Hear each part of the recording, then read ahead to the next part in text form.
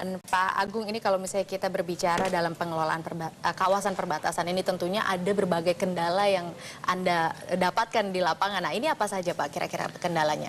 Kalau kendala yang umum biasanya memang koordinasi. Baik. Karena ini kayaknya kita barulah untuk bekerja di perbatasan ini secara terpadu, sehingga kita mengajak ini dalam satu kesatuan itu memang memerlukan waktu untuk memberikan pemahaman tentang koordinasi.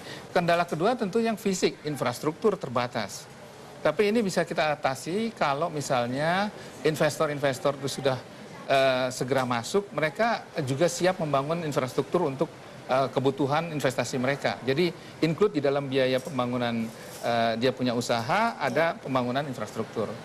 Nah, kendala lainnya adalah saya terus terang barangkali memerlukan kejelasan juga bagi dunia usaha, tidak hanya keringanan yang pemerintah berikan, tetapi juga apakah ada special treatment untuk skim kredit untuk pengusaha-pengusaha yang bergerak di perbatasan, karena ini betul-betul investasi yang pionir kan, jadi ini belum tahu, kita harus bicarakan juga dengan perbankan, apakah mereka selama ini yang datang pada kami mengatakan bahwa kami menarik menggandeng investor luar negeri yang mereka memang punya dana begitu ya. Nah, ini kalau tadi Anda mengatakan berbagai kendala ini kan yang bisa kita bilang datang dari dalam negeri kita.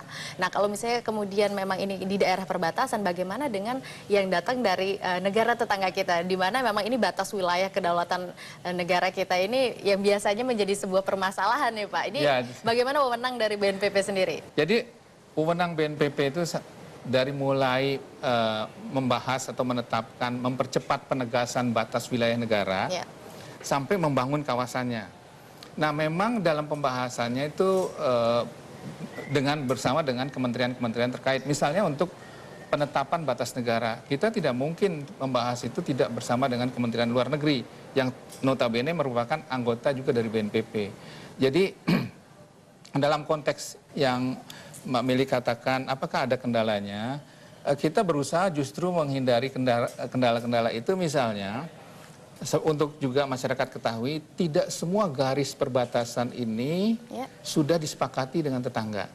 Ada beberapa titik-titik saja yang belum disepakati. Untuk mendapatkan kesepakatan ini, apakah BNPP berwenang sampai dengan masalah diplomasi atau bagaimana? Perundingan ya bersama dengan Kemlu. Jadi Kemlu yang menjadi katakanlah motor dalam perundingan ini, kami memberikan masukan bahan-bahan yang diperlukan untuk kita berdiplomasi bersama dalam satu tim bersama dengan Kemlu dalam menghadapi negara tetangga untuk titik-titik yang belum disepakati. Gitu loh.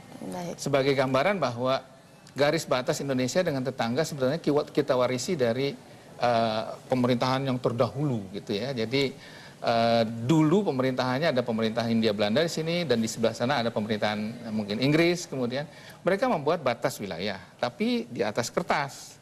Nah, di lapangan yang beda 2 cm bisa beda 2 kilometer. Nah, inilah yang dibahas terus untuk titik-titik tertentu. Tidak semuanya memang bermasalah. Titik-titik tertentu saja ada yang belum sepakat. Baik, kalau misalnya kemudian kita berbicara mengenai dengan paradigma baru ini, maka seberapa besar kekuatan NKRI untuk kemudian dapat terus menjaga kedaulatannya di daerah perbatasan ini, Pak? Saya kira kita justru merubah juga pandangan bahwa tetangga itu bukan musuh. Baik. Tetangga adalah kawan kita untuk membangun halaman kita.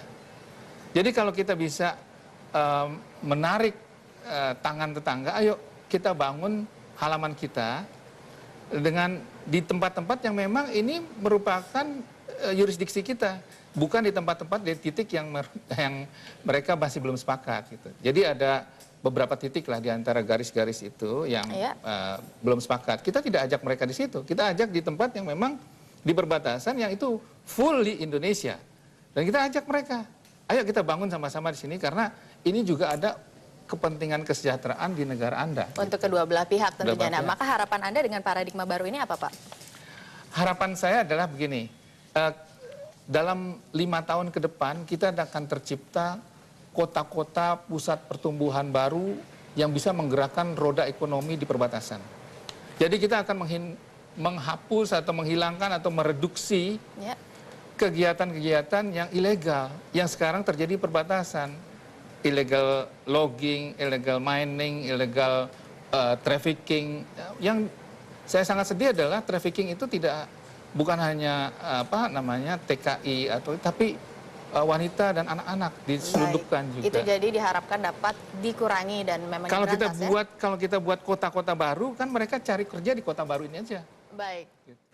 Diharapkan dapat mengelola daerah perbatasan dengan lebih baik lagi dan kedaulatan Republik Indonesia di mata dunia tentunya. Ya. Baik, terima kasih Pak Agung untuk waktunya di studio kami dan pemirsa, demikianlah The Interview hari ini dan percayalah bahwa keberanian adalah kunci kesuksesan bagi kita semua. Sampai jumpa.